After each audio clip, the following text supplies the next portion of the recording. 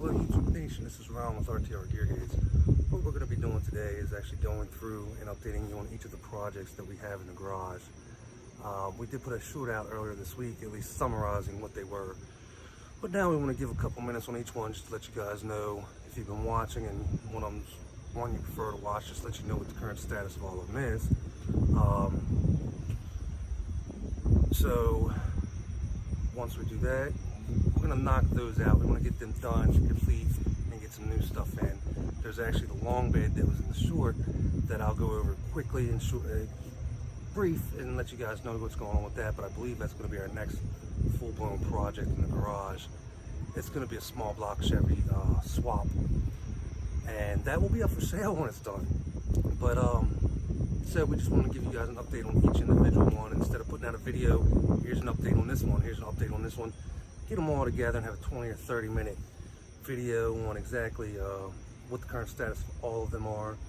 Some of them will briefly be gone over. I know Junior covers two of the motorcycles real quick, and that's all that's going on with them. I mean, if you watch the videos, they're done. So, sorry, traffic. If you watch the videos, they are done, except for like the part on the Harley, the Sportster. It's getting tires and wheel seals. That's getting done at a shop. Only because you get in there and you're messing with the drive belt and everything. I don't have the equipment at the garage. We don't have it, so we'd much rather just take it to the professionals who do it every day. Seeing we're big on cars, not motorcycles. Motorcycles just fit in there. Like I said before, it's a smaller version of a fuel injected combustion engine. The Harley's not, it's carbureted, but go ahead and watch, let us know what you guys think, and I'll be back with you soon.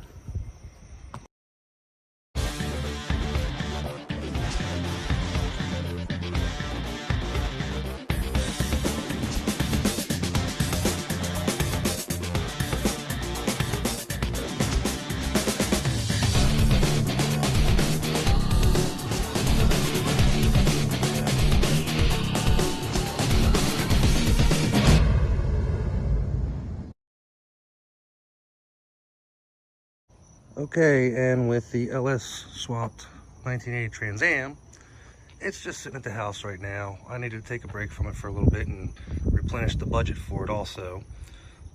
Currently I still have to locate the catch can for it and get underneath and actually run the exhaust how I want it, because right now it's just temporarily run up. It's connected from the headers down to the stock exhaust, but other than that, definitely starts and runs. I'll start it for you real quick. So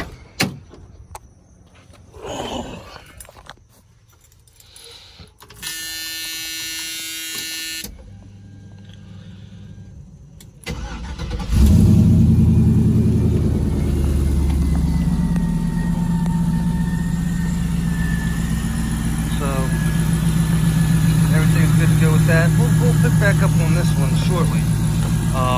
Like I said, once I replenish the exhaust budget for it, get some more money in the pot for it.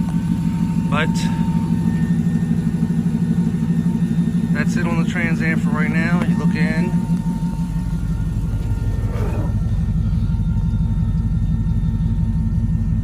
Everything's working as far as the gauges. Intellitronics, give them props. That's it on the 1980 LS swap Trans Am for right now. On the 1994 350 TBI swapped Chevy S10, it's still sitting.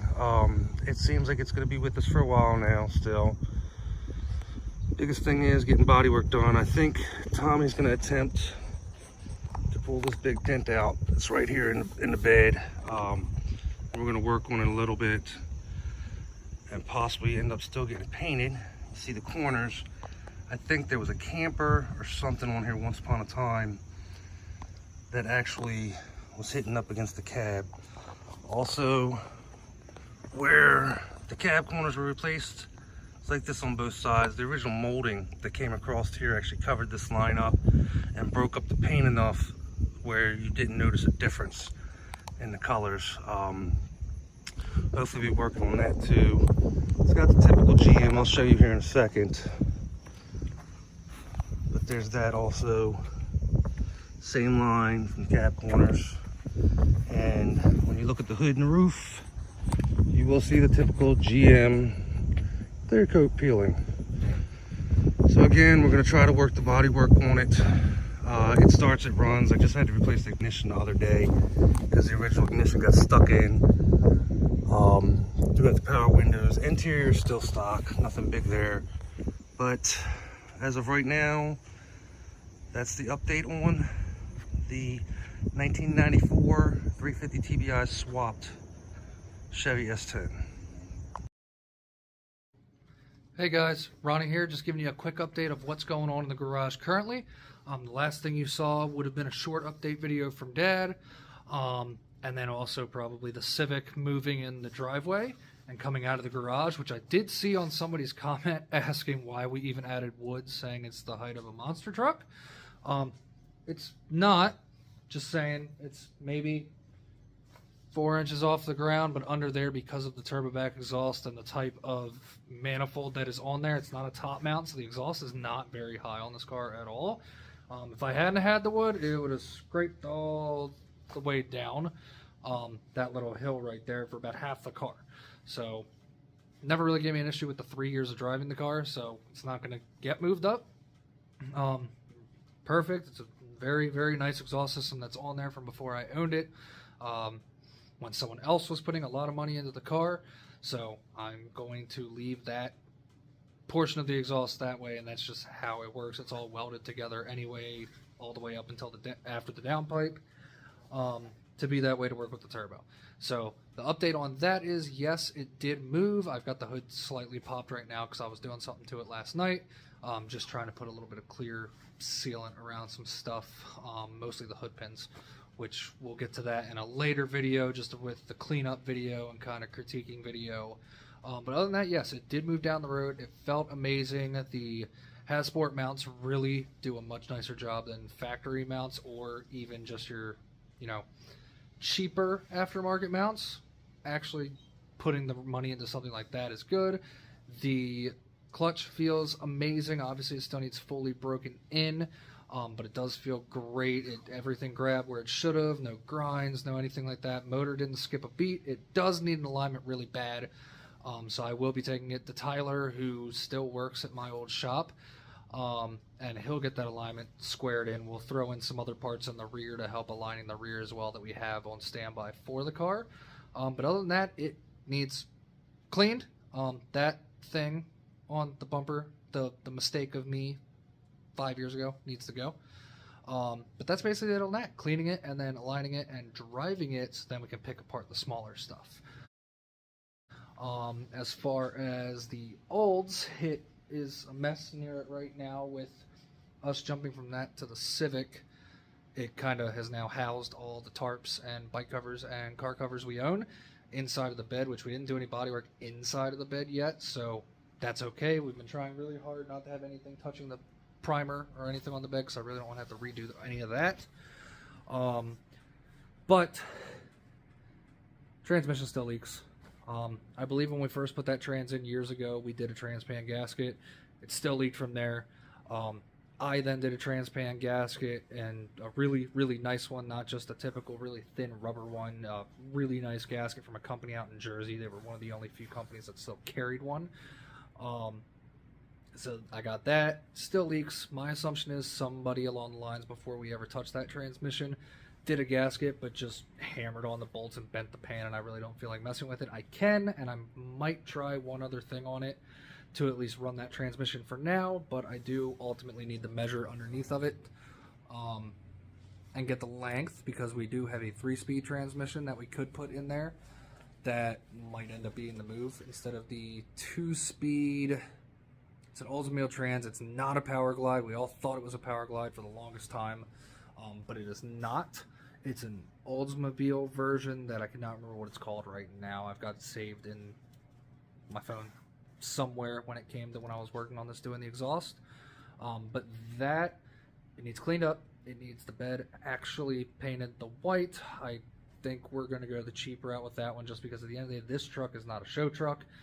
At least for a very long time. It won't be. Later down the road, we might redo the body fully the right way, fully just the more expensive way, but also make it nicer, glossy, the imperfections in it, and do it that way. But for now, I just want it all one color. I want it to run good. And then we also have to do the interior, minus the seats. Right now, it's got power seats from, I believe, a Bravada, brown leather. But that other square body that Dad showed in his little update video, whether you're going to see it before this video or after, I don't know. But that truck actually has a good brown interior. Door panels, dash, at least better condition dash than this one. I'm actually going to be swapping that stuff over when we do that truck. That way I have a full brown interior that matches itself and just looks nicer, in my opinion. But realistically, that's the quick updates on these two things. The Civic is just a lot of cleaning, fine-tuning, replacing some alignment parts, and getting that squared away, and then driving it to find out the other kinks it's going to have.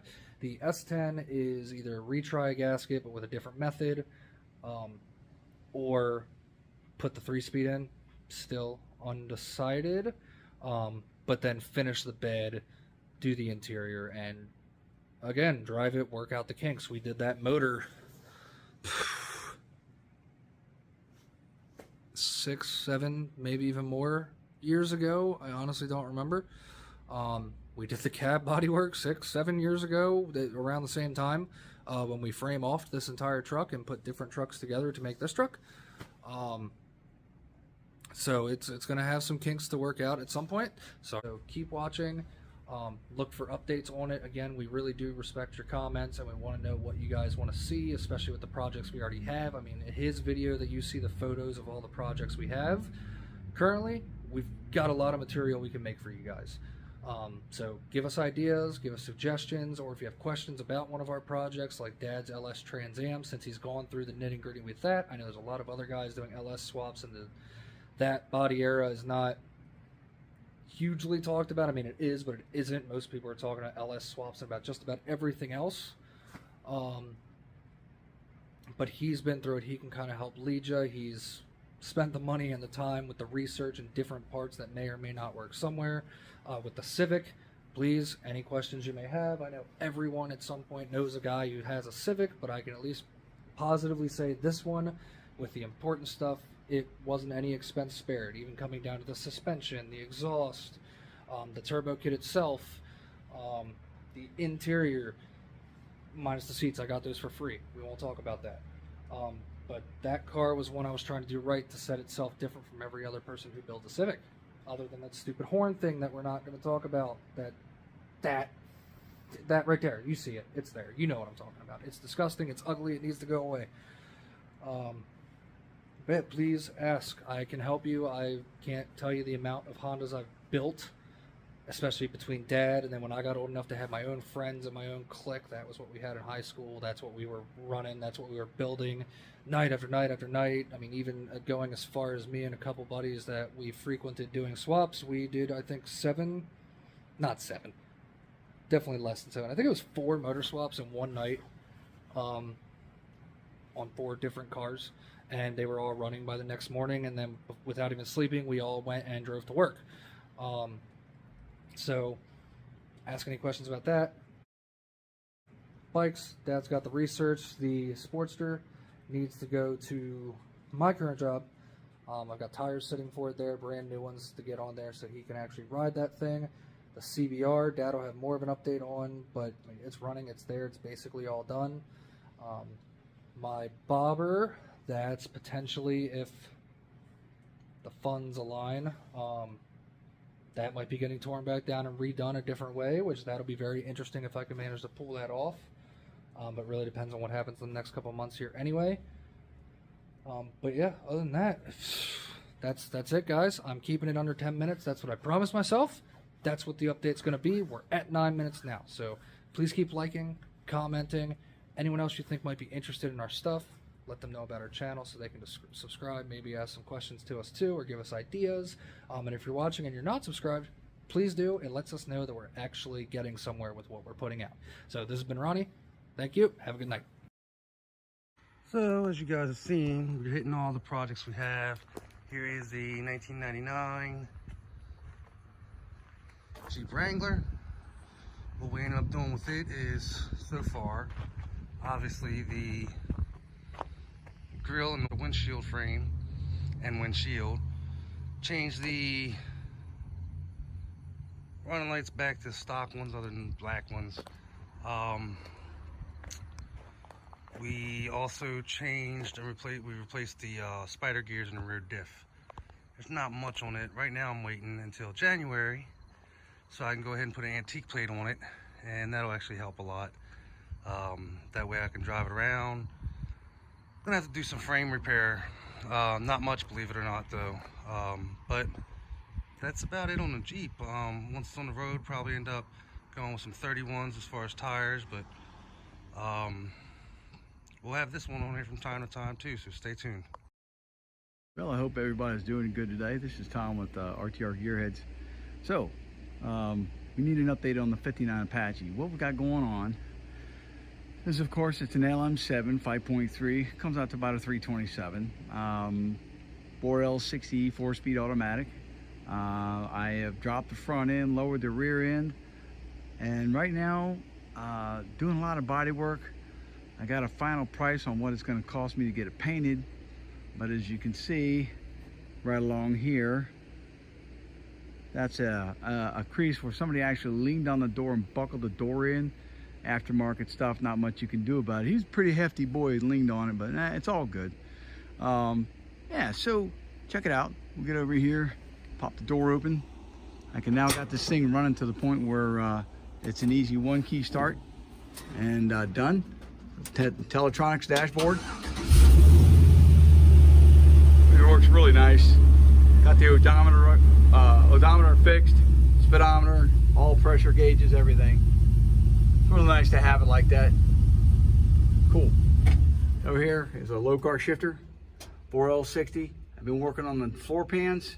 Got them all cleaned up and everything. So the next project we're going to be working on as far as the truck goes is going to be fixing all this mess in here.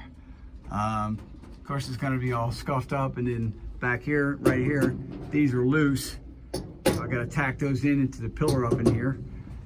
They have vibrate like crazy, drives me nuts. You're getting all that done.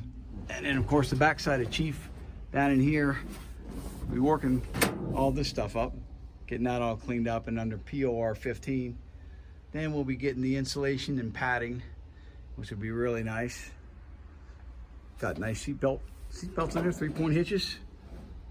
That's really nice to have as well. Now at least the truck is safe, and my wife won't be upset at me when I'm driving my nephew around in a vehicle that doesn't have seatbelts. And let's go around to the other side here. I was able to purchase 2 of these, almost like brand new, steal of a deal, for 225 bucks on the internet. I was like, man, I can't get any better than that. There's Chief. I forgot the bumpers under satin black. There's a thing called hot rod black, which all the bumpers are going to be done that way. Here's Chief in the sunshine. Recently got the passenger mirror on, so hey, I can see out the right side now. This fender is now under base coat, and it's been sanded but not wet sanded. Not quite yet ready for the final phase. And of course I have my beautiful wood bed. There's a center fill neck right here. Cardboard's there because I was hauling some metal out the other day. Some people fussing at me saying, man, it's a vintage truck, and I'm like, yeah, and I'm gonna use it anyway. Working on the back of the cab, and that's my next project we're going to be working on, is all cab work, inners and outers. Hey, you know what? Really appreciate you guys. Give us a shout. Tell us what you think. And don't forget to like and subscribe, RTR Gearheads. Peace out. YouTube Nation, that was an update on all our current projects. Like I said, the long bed is not coming in until we actually get the Sportster out. The CBR is probably going to stay there until springtime, covered up. Junior went ahead and updated you on the Civic. The Olds S10, I have an update on the green S10 here. Trans Am, also have one on Tom's Apache. So hopefully we're able to give you some information on what's going on. Like I said, we didn't want to put out several little videos, 2-3 minutes a piece on here's this update, here's this update, here's this update. get them all in a culmination. Hopefully you guys enjoyed what you watched. Go ahead and hit that subscribe button and like. Let us know what you guys think. Hopefully we'll start getting numbers watching the videos like we had the shorts. But we'll keep putting out both formats and let us know what you guys prefer. Again, this is Ron at RTR Gearheads. Thanks for watching.